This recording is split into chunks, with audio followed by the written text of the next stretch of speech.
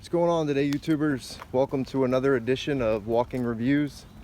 Today we are going to be taking a look at a custom knife from a relatively newer maker, someone that I have not had the pleasure of owning one of their knives before.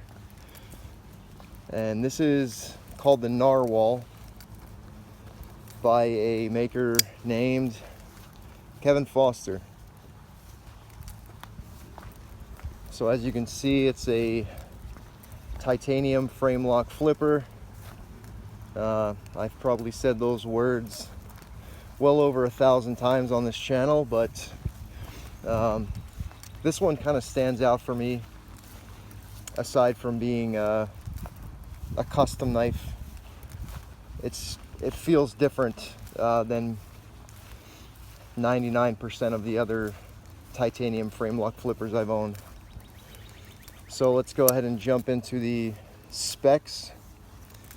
We have a about 3 1/8 inch blade of, I believe, CPM 154. Given a very beautiful hand rub satin finish. There is Kevin's maker's mark, sort of like the devil's tail type thing. And the other side is blank. Very good job on the hand rub satin finish. Very clean, no mistakes anywhere. I really do think he did a great job on this hand rub satin. It flows really well. There's no areas where it kind of trails off or anything like that. So this obviously is a clip point blade shape, and from what I understand, this is one of the only clip point designs that he has done. Most of his other knives are drop point, but a very pronounced clip point as well. The clip starts, it's over half of the knife, the clip, so gives you a very nice tip for piercing or for fine work. The edge is, it's decent. It's a little bit sharper down here towards the flat than in the belly and the tip. But it's acceptable. It's not like something that I would ding him for. So there's a really nice run of jimping up here on the spine that does a fantastic job of holding your thumb, and it's very uniform. I'm assuming that was done with a machine. Just really, really well done jimping there. A very subtle top swedge on the clip point. Just enough that you can see it when it's in the right light. I also enjoy that. Very nicely done. Blade stock, not super duper thick, but it's also not the thinnest blade stock. But he's done a really nice subtly hollow grind on this. It's almost flat actually, so that it's nice and thin behind the edge. Give you a shot there, which makes it very much usable. There's your flipper tab. I'm crazy about this flipper tab. I love it. Besides the fact that it sits perfectly flush with the handle there, I like that it's very low profile and that the jimping goes all the way around. And the flipping action is my favorite part. It fires out extremely hard without being obnoxious. It doesn't hurt your finger at all to flip the knife, and it's still relatively smooth as well. There's with the thumb. If you can flip a knife with your thumb and you don't really have that leverage, like you can preload just about any flipper and make it flip out pretty strong, but to do it with your thumb, that means that the flipper is the detent is dialed in perfectly. there aren't that many knives that are easy to flip just using your thumb like that. Well, for me anyway. Some people are probably better at the thumb flip than I am. I am not good at it, so if I can flip it with my thumb, it is a sign that a knife is well done. So your handles, really great. I love the look of these. Fairly thick titanium slab handles, but he's done a really almost like Tom Mayo-esque hole pattern here.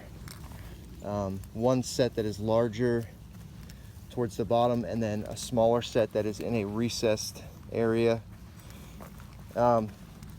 Eye-catching. I'm sure does a decent job at lightening the knife up a bit.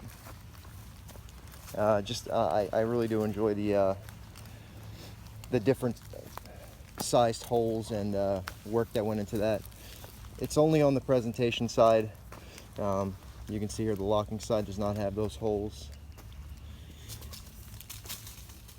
Anodized titanium, I'm sorry, Damascus pivot collar on both sides. You can see the kind of change in color there.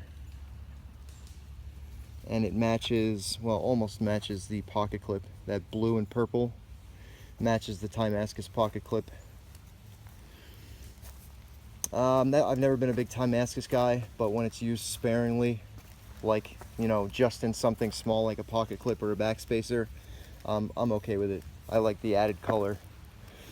To such a gray knife, it really needed it too. So between the Damascus pivot collar and the Damascus pocket clip, very well done. You can see here that the hardware is only on the show side, and then finally bores through there on the locking side. Got a lanyard hole. There's your lock bar cutout. Really well done. Let's show you the lockup here. Very secure lockup. I would say probably over 50%, but no lock stick whatsoever. Easy lock bar release. Dead center blade. This does run on bearings, caged bearings, and it's not obviously drop shut smooth, but it's been getting there. It's been breaking in really nicely. I've had this knife for a couple of weeks now, and I didn't like it as much when I first got it because it was a little bit stiffer, but the flipping action has really kept me coming back to this knife and carrying it. This was brand new when I got it, and you can already see the scratches that I'm putting in that bead blast finish on the titanium. So the resale value is going into the tank slowly, but I'm enjoying carrying it, so who cares? I really do like the design. Ergonomically, supremely comfortable with this large forward finger choil there in the handle, and then it thins out a bit down there, so you do need this jimping on the spine. Without that, I could see your hands starting to slip down a little bit. So between the effectiveness of the jimping and the design of the handle, it's very comfortable to hold and to use. As far as weight goes, we are just over 4 ounces. Actually, I should say just under 4.5 ounces. About 4.3. And that's probably due a lot to this very thick backspacer. Half spacer, I should call it. It takes up about half of the length of the knife. I don't know. I think personally, obviously it's his knife and his design choice. I would have liked to have seen it with standoffs, maybe. Just lighten the knife up a little bit. Especially, I mean, if you're going to do something special with a backspacer, it's executed well. I mean, you can't feel the transitions, and it's perfectly flush everywhere. But if you're gonna do a backspacer, I would do something a little bit more than just a plain humdrum, match the rest of the knife titanium backspacer. Especially since you have this beautiful Damascus pocket clip, which carries very well, by the way. It's on the chunkier side of things, but it does carry very well. Good retention, but not too strong. So yeah, I would have done like, I could make this fucking knife. Not in my wildest dreams could I have executed something this well done, but if it had been my design, I probably would have gone standoffs, or do something a little bit cooler with the backspacer, you know. Floating backspacers are really popular right now. Not that many makers do them. Maybe a little bit of a gear pattern or something, just to make it look a little bit, I don't know, stand out a little bit more. I guess the pocket clip achieves that, along with the pivot collars.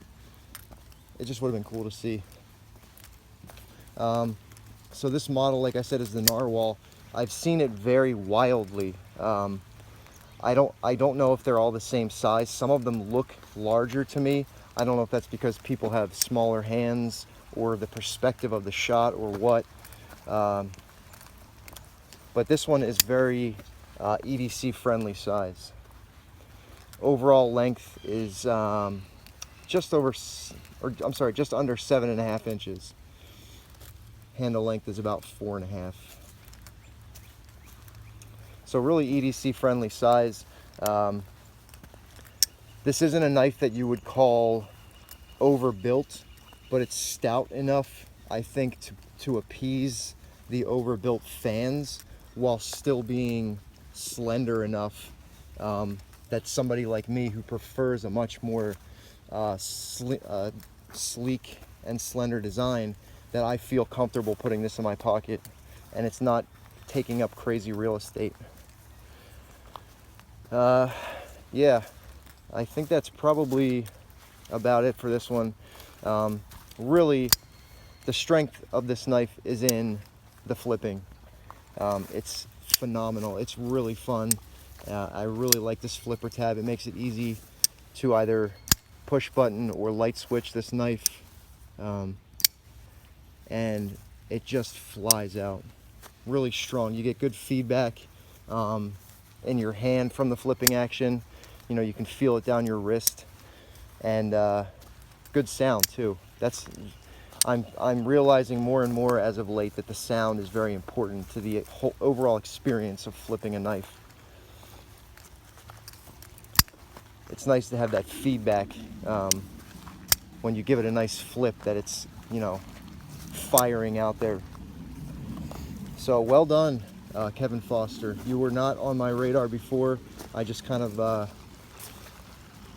saw this on Recon 1 and they talked me into it. I shouldn't say that. They just texted me a video of the action and they said it was a really nice knife. So I was like, you know what, let's give it a shot. I like trying out new makers. Speaking of trying out new makers, I have a review coming up shortly of another new maker and their flipper that is not going to be as kind. So that's it for the Narwhal from Kevin Foster. Oh, I didn't get into value. Real quick, it was brand new. It was $1,200. That's in the upper echelon of custom makers. I think he's there as far as quality goes. I don't know if his name is there.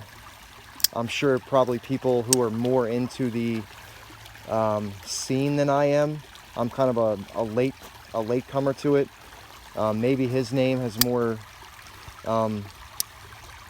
meaning to them, but I mean, $1,200. It's not like crazy high.